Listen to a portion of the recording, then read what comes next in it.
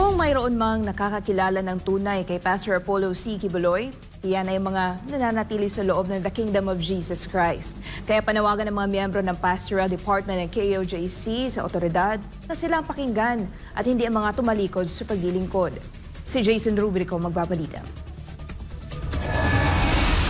Binasag na ng mga miyembro ng Pastoral Department ng The Kingdom of Jesus Christ ang kanilang katahimikan para pasinungalingan ang mga akusasyon ng ilang dating miyembro ng KOJC laban kay Pastor Apollo C. Quiboloy. Partikular na nga rito ang pag-aakusa sa puting pastor sa salang rape. Isa sa mga nagsalita ay si Mylene Dueñas na higit 17 taon nang nagsisilbi bilang isang KOJC missionary at kabahagi ng Pastoral Department. Ayon kay Mylene, masakit para sa kanya na mas pinakikinggan pa ng mga otoridad at publiko ang kakarampot lamang na tumalikod sa paglilingkod kaysa sa kanila na mas maraming nananatiling matapat sa KOJC. Ang dami naming natitira dito, babae kami, ginawa kami dignified woman ni Pastor. Gusto lang din namin sa side namin na kami naman din yung pakinggan. Ilan lang din naman yung nagsasalita against kay Pastor. Na yung mga nagsasalita against kay Pastor, kayo mismo, alam nyo kung gaano kabait si Pastor. Pero bigla-bigla na lang kayong tumalikod, bigla-bigla na lang kayong naninira. Ilan lang naman kayo. Ang gusto lang namin i-question, bakit hindi nyo kami pinapakinggan? Ang dami namin dito babae sa loob. Ang dami namin natirang pastoral dito sa loob sa kingdom. Punto naman ni Claudette Pingol na 15 taon na sa paglilingkod bilang KOJC missionary at miyembro rin ng Pastoral Department na kung nais talaga ng mga otoridad na makilala ng tunay si Pastor Apollo ay mas karapat-dapat tanungin ang mga nanatili sa loob ng KOJC. May mga nag-aakusa kay Pastor ng rape or sexual allegation, dapat hindi sila makinig. Dapat sa amin sila makinig, sa mga otoridad. Kasi kami yung nagpaiwan dito eh. Lalo na kami na matagal ng kasama ni Pastor. Sila, matagal naman din silang wala dito. O, bakit sila maniniwala sa kanila? Eh wala naman sila dito. Choice man nila kasi na lumabas dito. So dapat kayo mga tao, hindi kayo maniwala sa kanila.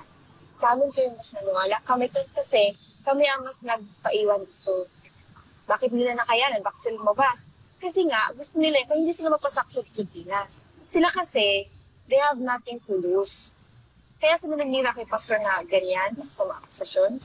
Tanong din nila, sino bang bobo na tatagal sa KOJC at hahayaan ang kanyang sarili na maging biktima kung totoo man ang malegasyon laban kay Pastor Apollo.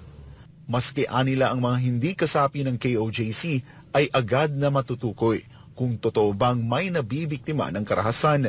For 17 years, sa tingin nyo, ganun ba kami kabobo na hahayaan namin yung sarili namin maging victim of rape? Kayo din mismo, you can testify. Makikita nyo din yan sa itsura namin. If we are a victim of rape, hindi naman kayo tanga yung mga nasa labas ng tao, yung mga nagbibigay ng accusation kay Pastor na rapist talaga si Pastor, and then sa kingdom, mga babae ginarape. Tingnan nyo kami kung nire-rape ba kami. Makikita nyo yan sa postura namin, makikita nyo the way kami, kung na-traumatize ba kami. Makikita nyo yan. Sa tingin nyo kung ginarape kami, hindi kami magsasalita sa family namin. Ganon na ba kami katanga? I for one, I have my painful past. Eh di sana, kung ginawa sa akin ni Pastor, matagal na rin akong wala dito. Tatlugod kami nandito magkakapatid. Tinulungan ni Pastor. Pagbibigay diin pa nila na kahit nga raw ang mga tumalikod sa paglilingkod ay kilala ang buting pastor. Ayon kay Mylene na ang mga ipinupukol laban kay Pastor Apollo ay mismong ginagawa noon ng mga nang-aakusa ngayon sa butihing pastor.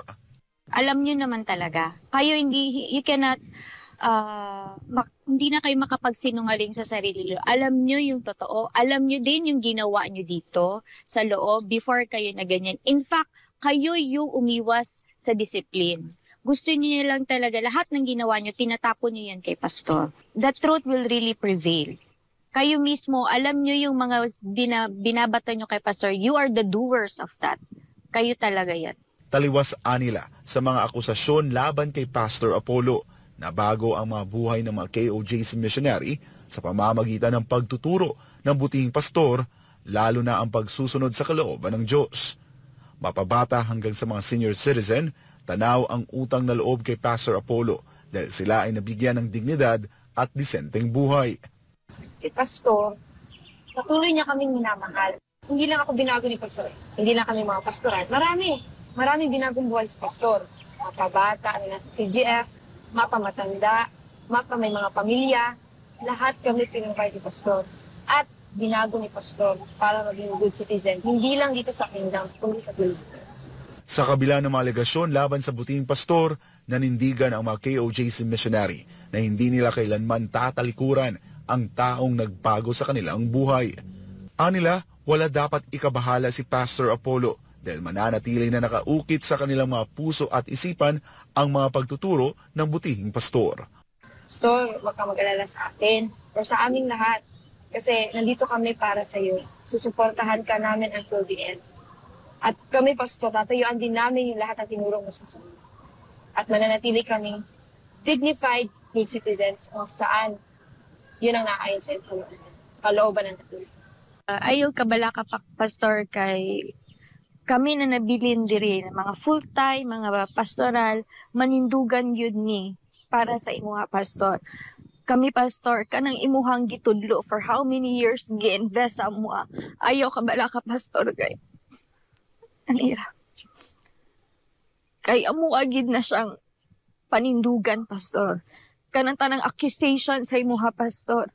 Kami ang mahimong unang makatestify unsa gyud ka kamaayo. Para sa Diyos at sa Pilipinas kumahal, ako si Jason Rubrico, SMNI News.